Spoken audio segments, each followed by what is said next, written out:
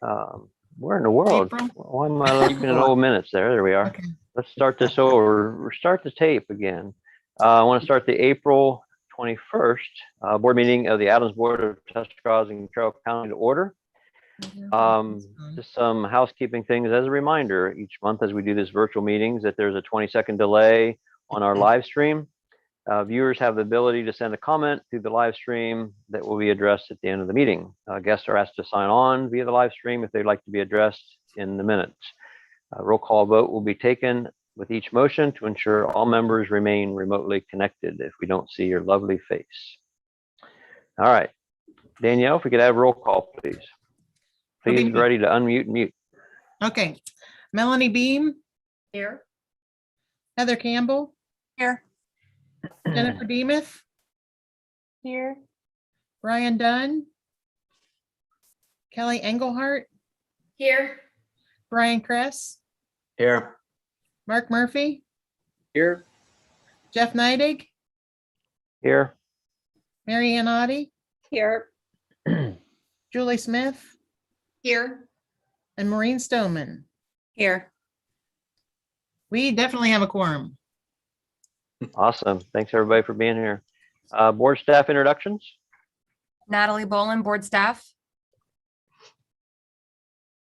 Michael Dotz, board staff. Veronica Spidell, board staff.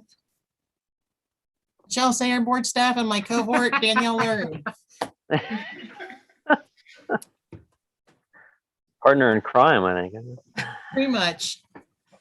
I'm glad you could both join us. There she is. I'm here barely.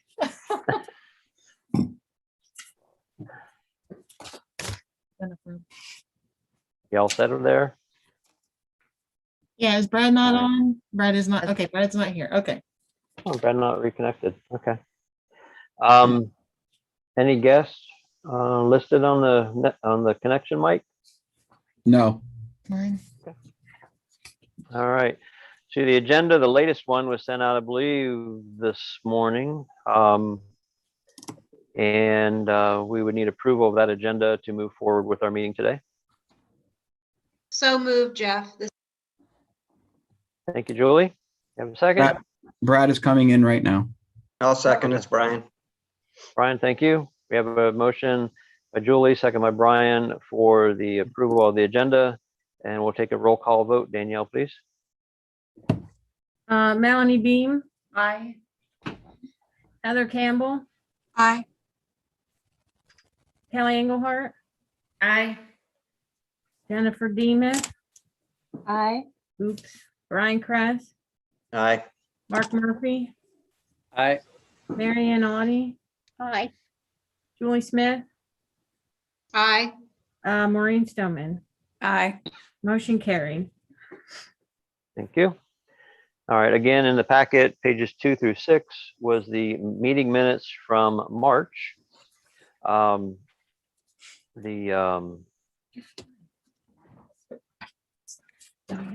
that's where I got my February. The heading for the meeting minutes say February 17th at the top. Awesome. So, but this was the March 17th meeting, so we want to get that corrected for the record. There's another one under resolution 2 we'll address here in a second. Does anybody have any, other than there's just one thing under resolution 2, anybody have anything once they reviewed the minutes for additions or corrections?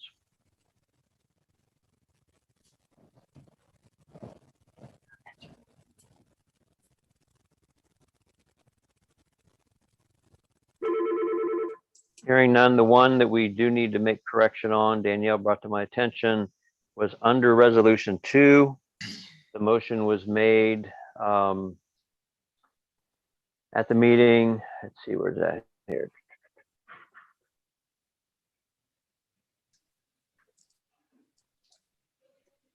Well, I just had it here. Yeah, it says Brian made the motion and Brian seconded the motion. Yeah, so the second, let's see. Heather's in there somewhere and I forget. I'm sorry, I don't have that note right in front of me. I have to bring it up here. Yeah, I think that's. So the correction would be, it was, resolution 2 was seconded by Heather, not Brian. So that's the correction that will be for resolution 2. So the March meeting minutes, resolution 2 was seconded by Heather Campbell, not Brian Kress, as it was stated. So that's one thing that we know of. And then the heading of the date up there will change. Anything else on the board meeting minutes from March 17th? If not, we'll entertain a motion in a second to, with those revisions, make them a part of the record. I'll make a motion to approve. Thanks, Mary Ann. I'll second Heather Campbell. Heather, second. Okay. No further discussion. We'll take a roll call vote. Danielle, please. Melanie Beam, Abstain. Heather Campbell, Aye. Jennifer Demuth, Aye. Kelly Engelhardt, Aye. Brian Kress, Aye. Mark Murphy, Aye. Marion Audi, Aye. Julie Smith, Aye. Maureen Stoneman. Abstain. Okay, motion carried. Great, thank you.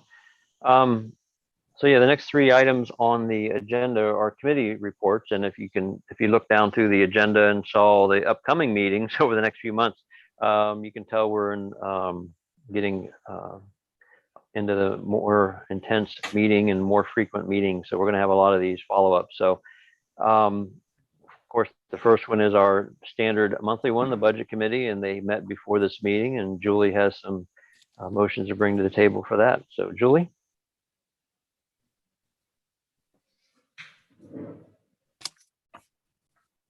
Sorry, I was Yeah, struggling to unmute. The first item that we are bringing to the full board is the then and now certification approval request, which you will see on page 7 in the board packet that was sent out. It is a then and now request to approve funding for services that PFCS and Carroll County Common Pleas Court had been providing all along while we awaited funds from the RSP and SOAR grants. And so now that those grant dollars have been received, we need to pay them for the services they provided. Is that a good explanation, Michelle? Perfect. Okay, so if the budget committee is bringing to you a recommendation to approve this request as stated on page 7. If there are no further questions from Michelle, we would need to vote on that.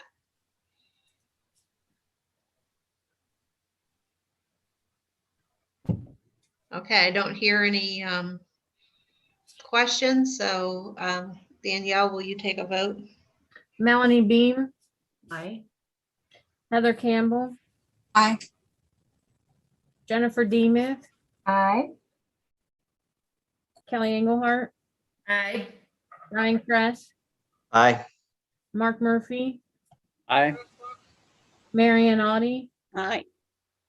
Julie Smith, Aye. Maureen Stoneman. Aye. Okay, motion carried. All right, item B is budgetary adjustments that you will find on pages 8 and 9. We did this in two separate motions that we bring to you. The first one is approval of line item transfers within the both the state fiscal year budget that need to be made in order to ensure that we have adequate funding in the salary, PERS, and Medicare line items. This is basically moving funds between line items to make sure that each area is covered. It's not taking unbudgeted funds. It's not adding any unbudgeted funds.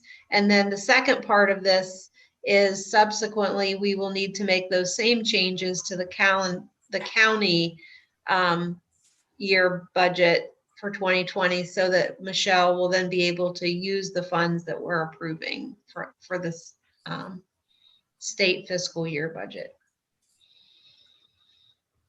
Anything else to add to that, Michelle? Nope, you're doing great. Okay. If there aren't any additional questions for Michelle about making these adjustments to, for the line item transfers, we as a budget committee bring a recommendation to you to approve the items that are in the blue square on the screen as stated. This is Brian. I have a question. Is the bottom, the workers' comp line item for Medicare, is that really just $10? Actually, it was only 95 cents, but I rounded it up a little bit just to make it look better. Okay, all right. Thanks. Yep. If there are no other questions, Danielle, will you call a vote? Melanie Beam, Aye. Heather Campbell, Aye. Jennifer Demuth, Aye. Kelly Engelhardt, Aye. Brian Kress, Aye. Mark Murphy. Are you still there, Mark? Yes, I'm sorry. Oh, Yes. no, not me. Oh, there it is. Marion Audie, Aye. Julie Smith, Aye. Maureen Stoneman. Aye. Okay, motion carries. Thank you. Okay, the second part of item B then is also, it would be on the bottom of page 8 and page 9. And that involves creating a new line item because we received these crisis funds related to COVID. And Michelle is asking that we create this additional line item to contain those funds, and then asking us to amend the county budget to make a certificate and appropriations for us to be able to spend those funds. Is there, what else would you say about that, Michelle? In addition to the crisis funding certificate and appropriation modification, we are adding $50,000 more to our CARES Indigent Hospital line item too. We've been approved for $37,000 additional dollars, and we were kind of hoping maybe there'd be a chance to continue to get money. They've been continuing this program all along this fiscal year. So if there's, I put in a little bit extra after talking with Veronica on the status of the hospitalizations, and she thought that would probably be good because we have a couple of high users in there currently, and we're afraid we might run out, and we don't want to run out while they're in a hospital that we would have to pay for as a board versus using state dollars. Okay, thank you. Mhm. Questions for Michelle on that? All right. The budget committee brings to you our recommendation to approve the new line item and the amended certificate and appropriations as stated on page, I think we're on 8 and 9, pages 8 and 9 in the packet. We'll need to take a vote on that. Melanie Beam, Do we need to take a vote on that, or are you bringing a motion, Julie? I I'm sorry. don't think we need a Okay, motion never mind. Yep. because the budget committee recommended it. Okay. okay, Melanie Beam, Aye. Heather Campbell, Aye. Jennifer Demuth. Yes. Kelly Engelhardt, Aye. Brian Kress, Aye. Mark Murphy, Aye. Marion Audie, Aye. Julie Smith, Aye. Maureen Stoneman. Aye. Okay, motion carried. Thank you. Item C for the Budget Committee was review and approval of the expenditures for April of 2020 that are presented on pages 10 and 11 in your packet. The Budget Committee does bring to you our recommendation to pay these bills as presented on page 10 and 11. Michelle pointed out to us that there was a one-time, or it's an expense that occurs only every 3 years under item 712. It's under community education, the $5,000 to Healthy Tusk. That is the Adams Board contribution toward the community needs assessment that is conducted every 3 years through the county, and it includes mental health and addiction. It helps collect mental health and addiction data from our residents that help point out what our community needs are. Were there any other bills that you wanted to highlight, Michelle? I think the only one we talked about was the CARES Indigent Hospital funding, and that just got pulled out of acute services and listed as its own line item because they are federal dollars. And when we move on to the revenue and expense report, you're going to see a negative in the acute line item because I moved them out of there. I did an adjustment, moved them from there and put them all in the CARES Indigent Hospital line item. So when you see 20-some thousand in negative, that's what that was. Okay, and I think that's going to become a little more clear when we look at the next set of documents, or it did for me anyway. If there are no questions, no further questions about the list of bills, then the Budget Committee recommends to the board approving the $345,953.44 in bills for the month of April. And we'll need to vote on that. Okay, Melanie Beam, Aye. Heather Campbell, Aye. Jennifer Demuth, Aye. Kelly Engelhardt, Aye. Brian Kress, Aye. Mark Murphy, Aye. Mary Ann Audie, Aye. Paul Rossi.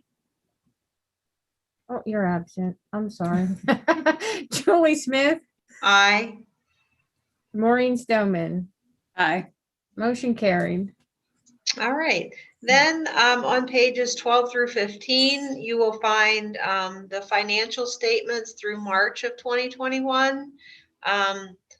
We reviewed these at our meeting and bring to you our recommendation to approve those statements.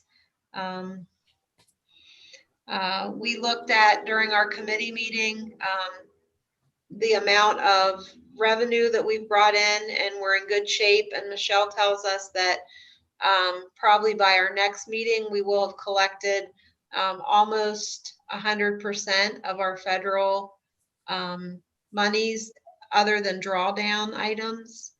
And then we are doing okay as far as the expenses as well, coming in at 68% of the budgeted expenses for this year so far.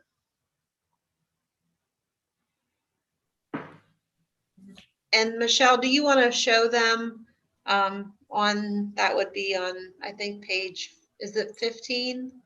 Where the acute services line item It's on page 14. 14, where Right, and you'll see right there where the hand is on the screen. That's the amount of money that was posted to the acute service line item. And I ended up that's the amount of, how about we say this? That's the amount of CARES money for the indigent hospital funding that was posted to the acute line item. I decided it probably wasn't the best place for it to be, so I pulled it out and created another line item, which is down below, right there where Mike is working on. And that's reflecting the total amount of money that we have paid to Generations Hospital for any indigent hospital funding. And that way it's a federal fund, it's separated, and I think it's cleaner being there instead of being in the acute services. Mhm. Okay. One other thing that did come up during our budget committee discussion that I'll just want to bring to your attention is it was noted that ComQuest has not submitted a large, they have not thus far billed us for the budgeted amount yet. And the board staff does believe that they are providing the services to the residents in Carroll County that are in need. They are going to check on just what level of services have been provided to this point. But we believe that the Carroll County Court is utilizing their services. Anything else that anyone would add? All right. If there is not, then we will need to vote on the recommendation of the budget committees to approve the financial statements.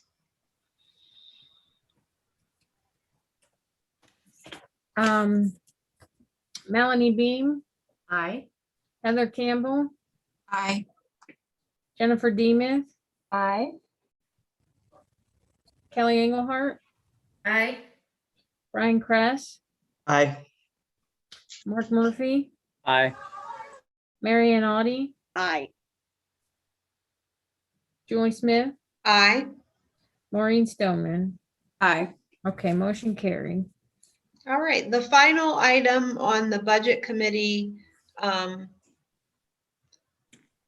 it was E, and it's for the calendar year 2020 audit. And Michelle let us know that the auditor will be starting our calendar year audit very soon. They'll be doing it off-site, so she's preparing a lot of the materials that they'll need to start that process. So just so you know, we'll probably be getting then an invitation if we want to be a part of their opening conference soon. And that concludes the budget committee report. Thanks, Jeff. Okay, thank you, Julie. Thanks for the budget committee for meeting, and sure saves a lot of time and effort when we have work being done in the committee and then presented for approval with the budget. So thanks, budget committee, for that. Next committee, Brian, if you want to give us a update on what the the Public Relations Committee did at their meeting in April 15th. So it's all yours, Brian.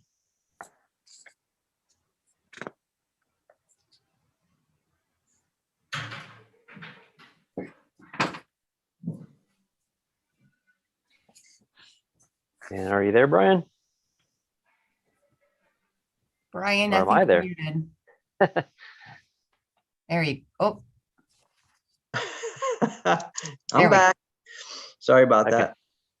So as you're aware, May is Mental Health Awareness Month. So we're gearing up with several campaigns that will address mental health and some other things that are going on. A lot of the focus of the meeting was really centered around the two grants that have now come through, the SOAR grant and the RSP grant.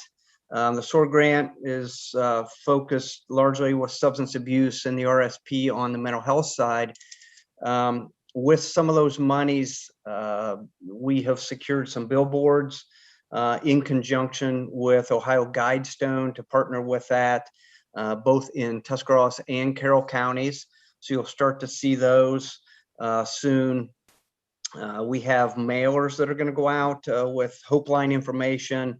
There'll also be some magnets with information for community event usage as well when we're out in the community. You'll start to see those magnets available for handout and such. You also see some more podcasts that are coming up, trying to get a couple people lined up for podcasts there. The RSP grant largely providing for some postcard mailers that we're going to do to all of Tuscarawas and Carroll County residents. And that rough same information will be given on some radio advertising as well. The RSP grant will be providing funds for a sticker campaign, which is a little bit unique, I think, printed for distribution in the community. And we're targeting locations like takeout, printed for takeout food rather, groceries, food pantries, pizza boxes, etc. Things like that that can be placed on the packaging. So any consumers of those different locations will get that information that way as well. Thank you, Mary Ann, for heading up some of those contacts for us as well.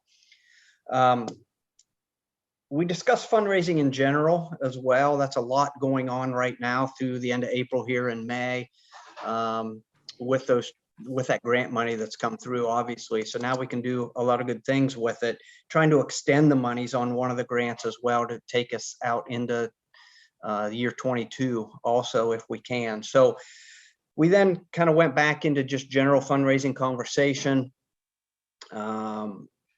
And basically it's to resupply the PAC fund. The PAC is used for our levy campaigns, and we like to have that beefed up, prior to the next campaign, as we always have. This campaign, we largely depleted that fund, so we're out right now, but we've got time to do that. We've got some resources already earmarked for potential transfer of some funds as well from community education line. That funding is already budgeted though, so it'll take nothing from fiscal 22. So we're in good shape from that perspective. The next levy renewal isn't until November of 24. Again, time is on our side there.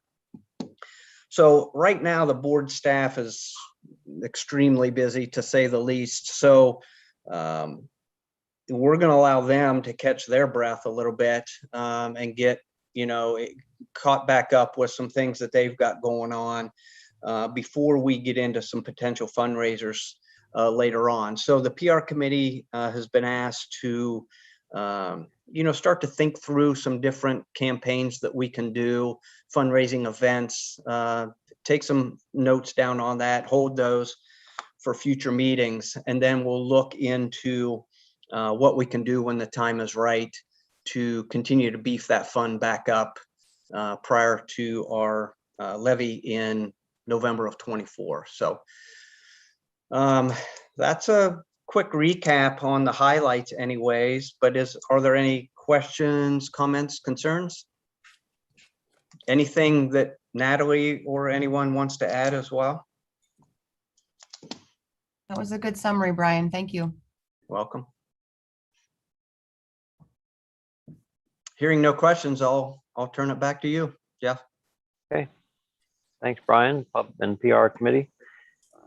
Next, room number 4, Tri-P committee. Maureen, you have a report from that? I do. The Tri-P committee met last Wednesday. We are continuing our process of going through our policy and procedures manuals and updating all of our policies, as well as adding new ones whenever we see a need for one. We reviewed 10, although we're only bringing 9 to you for approval. On page 20 of your packet, under resolution number 1, they have all 9 of the policies that are listed that we went over. We went over all the policies in depth, made suggestions for changes. And so we ultimately went over the pandemic state of emergency policy, the fiscal operations policy, the completion of state reports policy, the level of reserves policy, the health officer policy. We looked at the fiscal year 22 sliding fee scale, an update of that, the computerized accounting system policy, the agency contract audits policy, and the multi-year financial projections policy. And then at the end of that meeting, we approved those 9 policies with the changes that were discussed at that meeting. So I guess and I believe those policies were all sent to everybody, I believe over the weekend, so that anybody who wanted to review those policies prior to today's meeting could do so. So are there any questions or comments on any of these policies?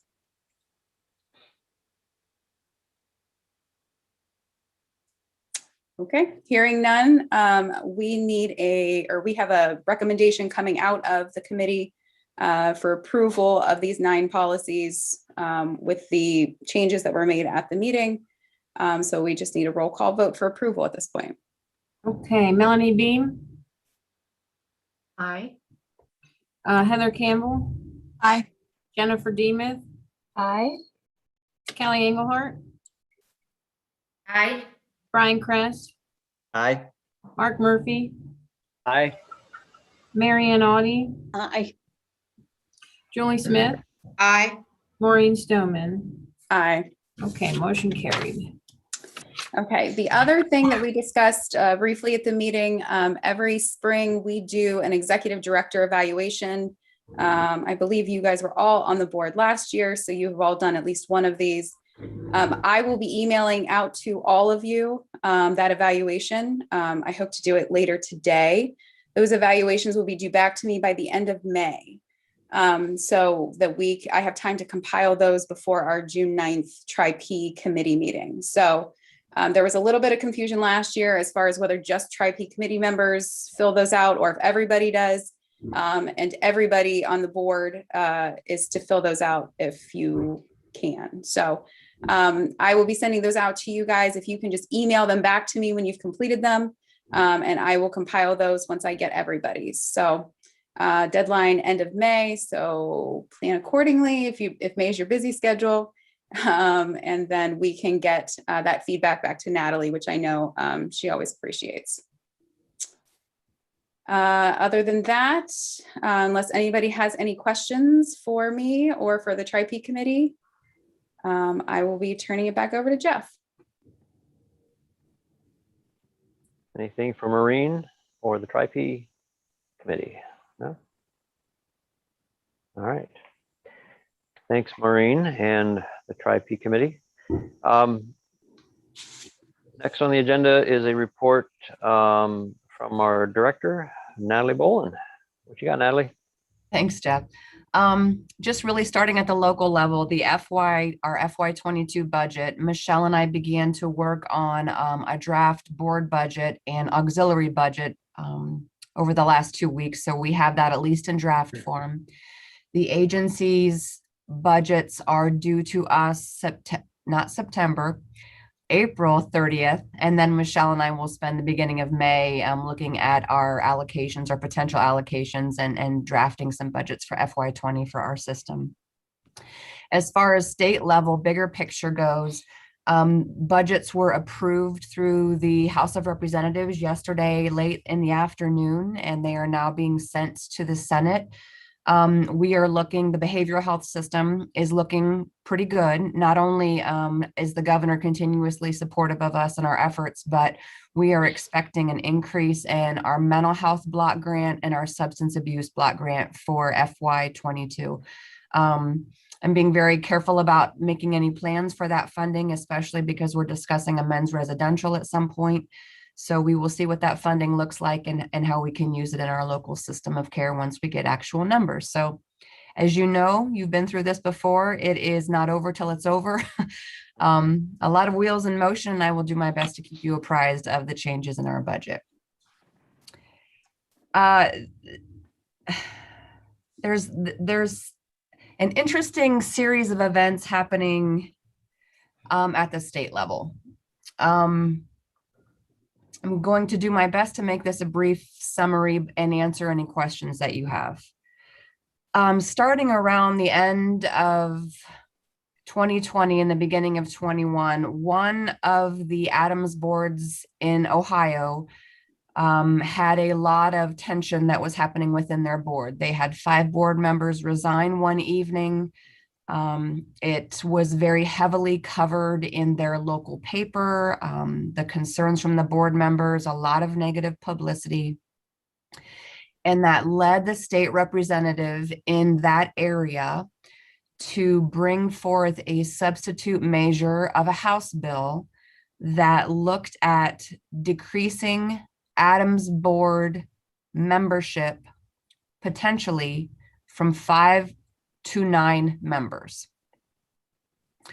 Boards currently have the option of either having 14 members, which is where we are, or an 18-member board. There are a few other things that are specific to ADAMHS boards that are removed from this new language. The way that Ohio Revised Code is currently written is we need to have someone that has been a consumer of our mental health treatment, a consumer of our substance use treatment, a family member of each, and then a clinician that either treats mental health or addiction or both, and that Dr. Dunn serves in that position. And that has been removed as well. They are also, the bill also, the way that our board membership is created now, the State Department, OMAS, approves 40% of our membership, and those are all of the appointments that I just mentioned. And then the county commissioners approve 60% of our membership. And the House bill reads that the commissioners would approve 80% of our members and the state would approve 20. So there's been a lot of energy focusing on this at our state association. I got a call from Commissioner Obule yesterday, Tuscarawas County Commissioner Obule yesterday, and it is being discussed at the County Commissioners Statewide Association. And he asked me for my feedback and my view. And I expressed a lot of concern, and I just completed a draft letter to him that I sent out today. And I can actually get that out to you all after this meeting. I'll send you that email, that letter that I'm sending to the commissioner.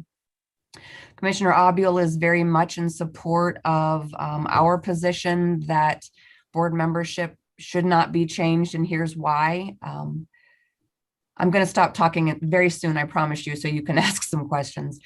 So for example, we're a 2-county board, but there are some boards that cover 5 counties, and just trying to conceptualize how you would have a 5-member board, I'm sorry, 6 counties, and how you would have a 5-member board when your responsibility is to cover 6 counties. We'd obviously lose our consumer and our constituent voice. So that did make it through the House. That is something that we will currently be fighting in the Senate. Commissioner Obule has made it a point to take up our charge at the Commissioners Association. This is not a requirement for us unless the commissioners deem it to be a requirement that we decrease in size if this passes. I'm going to stop for a second and let you all ask some questions. What you just described, I guess I can't understand why the state would, what does it appear their motivation of removing the consumer representation from the board service, like from this level? Why would they want to remove consumer representation? I don't understand that. I don't know. So this is coming from Representative Swearinger from up north. I don't know that he's ever actually answered the question of why he feels it's appropriate to remove those positions. We function very well in Tuscarawas and Carroll County. We have tremendous relationships with our commissioners. We have good relationships with our providers. This is not the case everywhere. Some of the appointments to their board are a little bit more political, I had one of the other board directors talk about, they had a child psychiatrist and another individual who were up for positions on their board, and the child psychiatrist did not get appointed. So the way that it functions in our community is not the way that it functions in every community, Julie. It just seems by removing those that you would have less possibility of having better representation and more possibility of just getting political appointments that serve somebody's special interest. And I think, agree. yeah, I think that the goal of this is to allow the commissioners in the communities to have more control over the board, to the extent that there may even be a discussion. I mean, funding will obviously be impacted, and how funding is dispersed will obviously be impacted if the commissioners appoint 80% of a board. So what about us multi-county boards then? So how do you get agreement between the multi-county commissioner base? I guess I'm wondering how that would work out. So we would not change board size unless both sets of county commissioners agree to change our board membership size. So Natalie, you're saying that even if this passes through the House, the state House and Senate both, it still then would be at the power of the county commissioners? Correct. Okay. I second Julie's consensus that it's still concerning across the state that they would be eliminating the consumer voice, and that would be an appropriate measure. People would see that as an appropriate measure, because we feel confident that's not going to happen in our communities, but across the state, that's very concerning. So is there some place that we can voice our concerns? Is there places where, just as citizens or members of the board, that we can send letters or emails or something of that nature? So we have every Wednesday at 4, we have our meeting or our Zoom with our statewide association, OACBA. And we're going to share the letter that I drafted tonight, and I'm going to ask them, I think that's a really good point. I'm going to ask them, our board members are concerned about this. What can they do to show opposition as well? Because you're their constituents. Natalie, that was my question. I presume that the association that represents mental health is opposing this as well. Correct. Natalie, do you feel like if this would pass, the governor will sign, or would he veto it? I think it depends on what their position is. Our state department, Ohio Department of Mental Health and Addiction Services, has not come out with an opinion one way or the other yet. I don't know. I expect that they will. I don't know. I expect that they will. And I think the governor would probably take his lead, if it gets to that point, take his lead from the State Department. Don't count on it. They took away the public health authority, and the state health department didn't really battle that.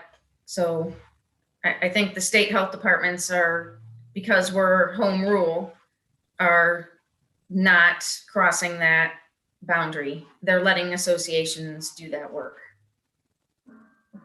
Natalie, that's just my view. I don't know, Jennifer, if you see anything different. Sorry. Can you elaborate as to the underlying issue that caused these 5 board members to resign, that caused this whole bill to go spiraling out of control? I can, and I'm gonna be careful in what I say and quote you from the newspaper article.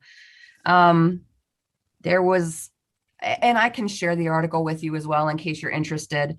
There was a lot of tension between staff and the board. They didn't feel the director was doing a good job. One of the biggest concerns was the board members had a request from their county sheriff to pay $150,000, I think it was annually, to cover the position of a nighttime nurse. And it was declined. It was not approved through their board. Their director didn't think it was a good opportunity or a good funding choice, despite the fact that they have, where's my numbers here? Despite the fact that they had 1.5 million in reserve and 3.5 million in unbudgeted. Holy moly. So the board members that resigned said the board is failing to get work done. There's been restructuring of board policies and procedures that have increased the director's control over funding request and diminished the influence of board members.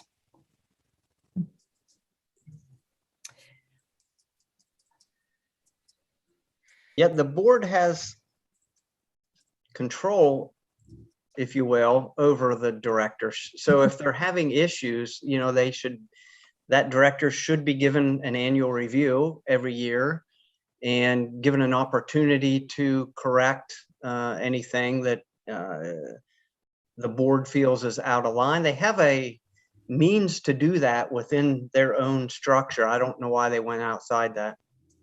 Well, and one of the positions of our association was, we understand that this is an issue with this specific board, but there are 49 other boards across the state of Ohio that are functioning well.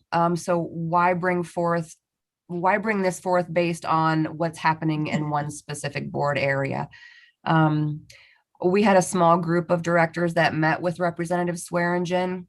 He listened and then proceeded with the exact bill that he started with. So, Natalie, have you let Brett know that our board is opposed to this? Or this is really just starting to roll out to me, Brad, but I think that's a really good point. I can do some outreach to Brett and see if I can get his thoughts as well. Let me ask you one more question. Yes. These five, what was the size of the number of board members on that board? Do you know, of the five that resigned? You know, I don't know if it was a 14 or 18 member board, but let me see if I still have the article pulled up.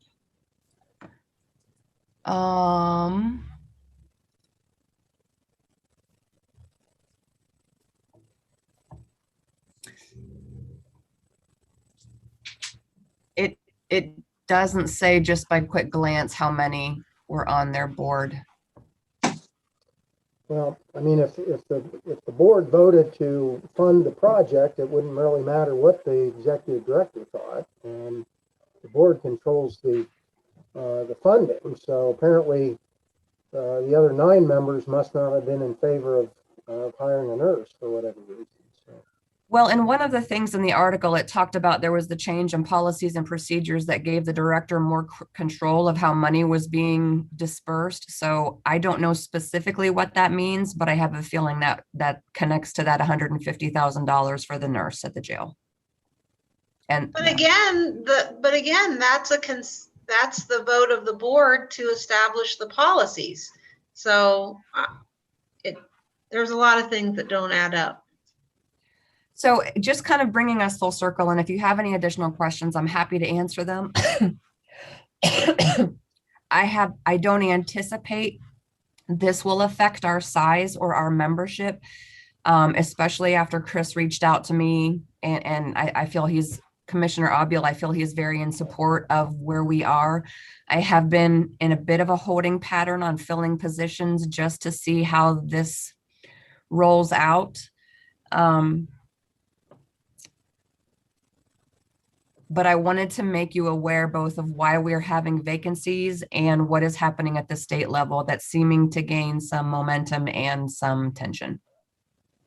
Natalie, do you feel like that it would be better for us to have our vacancies filled and have those people in place already? In case I don't know, in case something does happen, like if we've already fully established with our board members, like that they wouldn't take them away. I don't know. I guess my only thought was I would hate to have somebody come on the board for 3 months and then say, so sorry.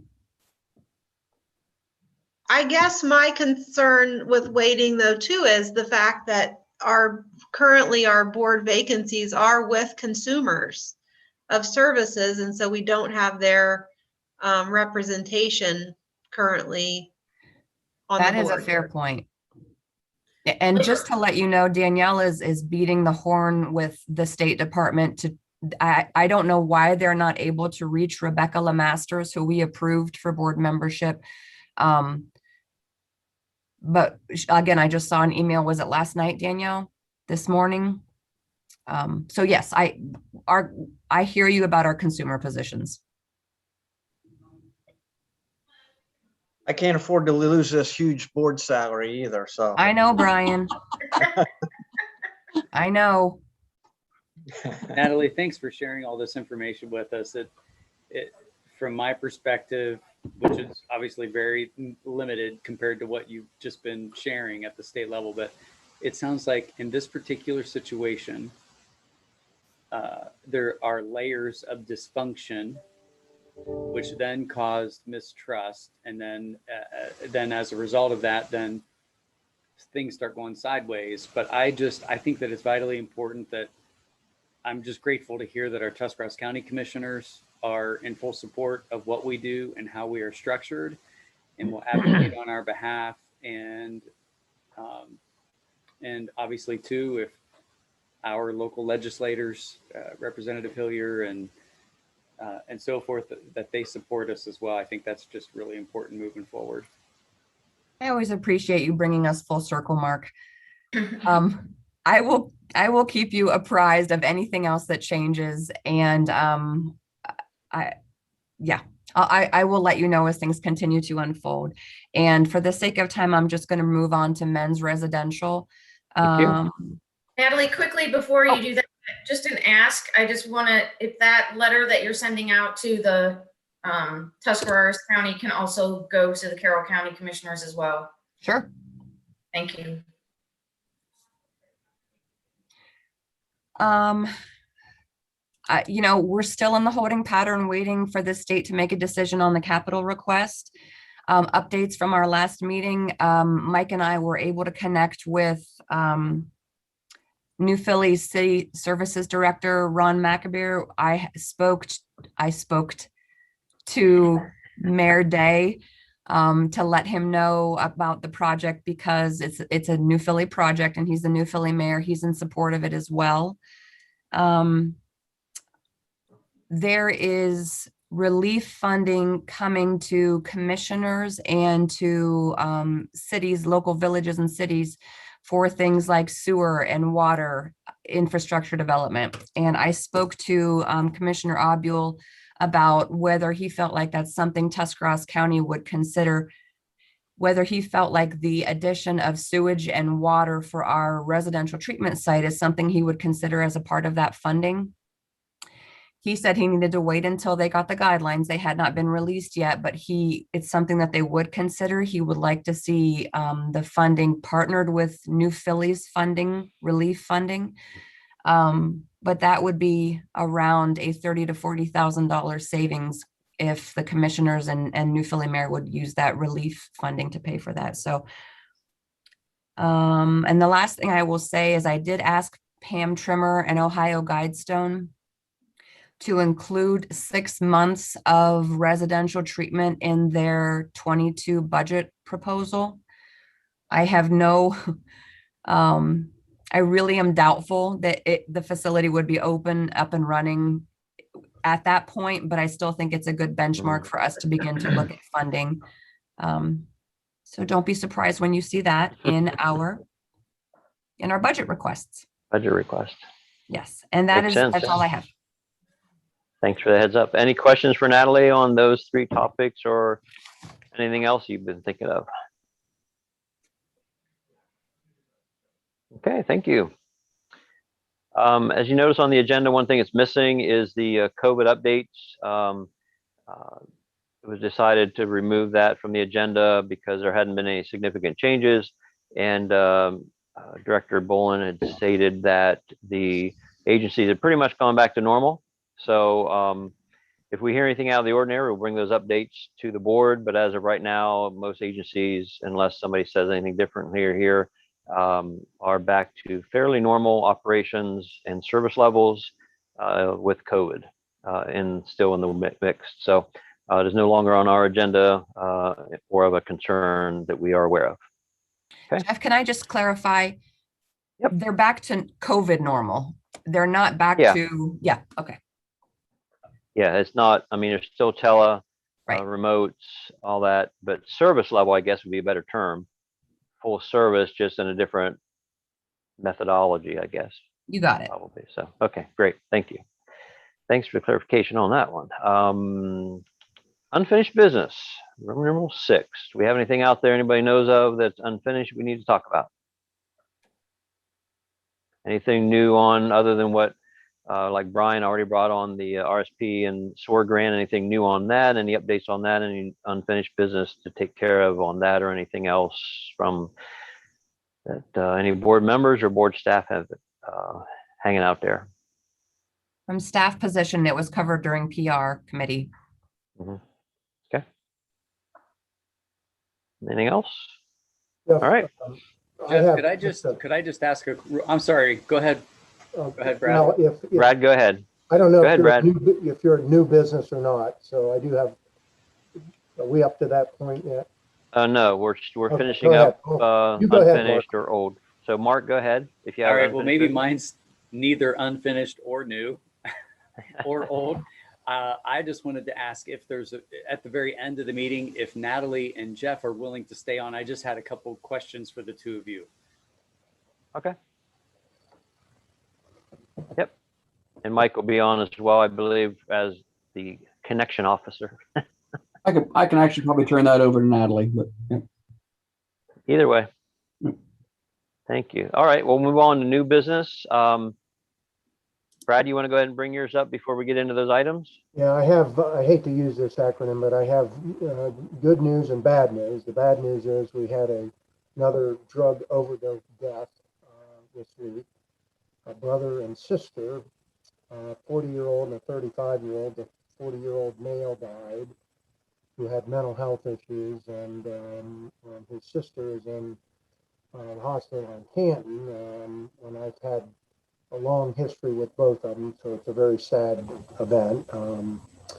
That's the bad news, and I only bring that up because the work that the board does is very important, and unfortunately, you have to know how important it is when you hear those bad things. So I hate to do that, but the second thing is, the good news is, with the board's help, Pam Trimmer's help, and Ohio Guidestone, I am getting a full-time drug counselor effective May 6th. So I have never had a drug counselor one time for about 3 weeks who was great, and then she took another job. So I am very appreciative of that, and we have already got a spot started for this young man who I haven't met, but he's supposed to start on May 6th. So extremely good news for me. Thank you. Excellent. Yeah. Thanks for sharing that, Brad. We need to hear the good news and the bad news. That's why the services exist that we oversee. So and help fund. All right. New business on your agenda, letter A, is board terms expiring June 30th. And I thought after talking with Natalie, we were going to have that attachment, but I didn't see an attachment in there. So 3 board members' terms expire June 30th. One is mine, one is Julie's, and one is Paul's. So Julie and Paul, well, Paul's not on. Natalie will be reaching out to you about that renewal, just so you know about that. And I've already shared with Natalie and the board staff that my term that ends in June, I'm deciding not to renew that term. So the nominating committee would take over some, housekeeping things when they meet in the near future, because I'm in the middle of my presidential term of the board. So that would need addressed by the nominating committee. So my term will end the end of June, and then the budget committee will take care of what it needs to take care of beginning July 1 then. So I want to bring that up. So Julie and then Paul, like I say, will be contacted by Natalie to see where they're at with their board membership continuation. Jeff, So can I say so one my- thing? Yeah, so again, my term will end in June 30th, as with Julie's and Paul, and based on their decisions. Yes, ma'am, go ahead. I know that there will be much more of this discussion, but since we're bringing it up, I just again want to thank you for the work that you've done and the attention that you've paid, and how much you dove into making sure you understood the different parts of what we do as you moved up into the chair position. And I also want to say to Julie, since you're the only one on here, don't get any ideas about not renewing. Don't follow Jeff's lead. That's a poor I'm just- leading. No. I'm just kidding, Julie. We'll talk later. All right. Yes, just so I'll follow through to the end of my term on the end of June 30th. So,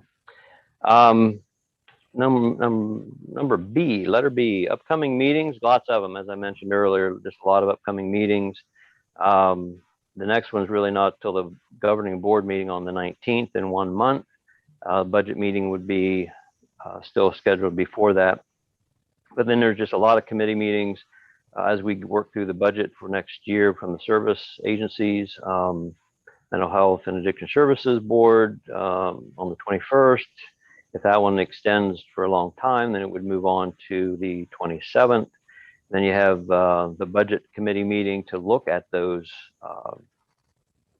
contract numbers and the budget that Natalie and Michelle mentioned earlier that we're working on. And then Tri-P meeting in June that Maureen mentioned about, because by then everyone will way in advance of that have in their executive director evaluation for her to have compiled and brought the Tri-P on that meeting there.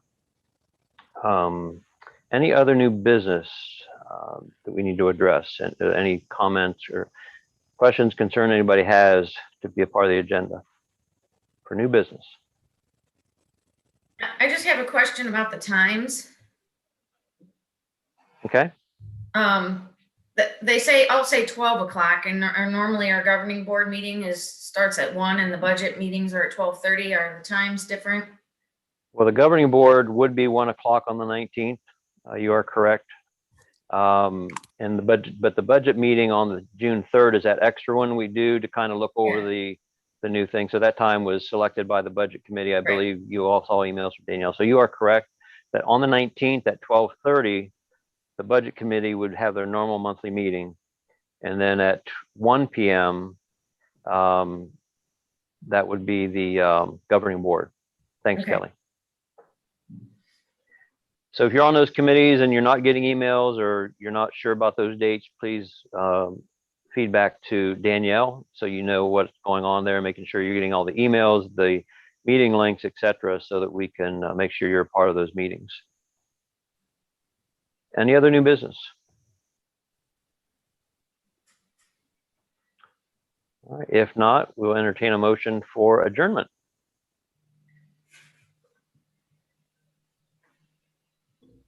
I'll make that motion. Nobody wants to leave. Everybody's muted. Yeah, take that to the commissioners and the representatives, Natalie, that nobody wants to leave the meeting. We're staying meeting until that kick that out of committee. So We might be all the right. only board that has that. Yeah. So who made the motion there? I heard a couple of them. I'll make the motion. Who was that? Melanie. Melanie. Melanie, there you are. Okay.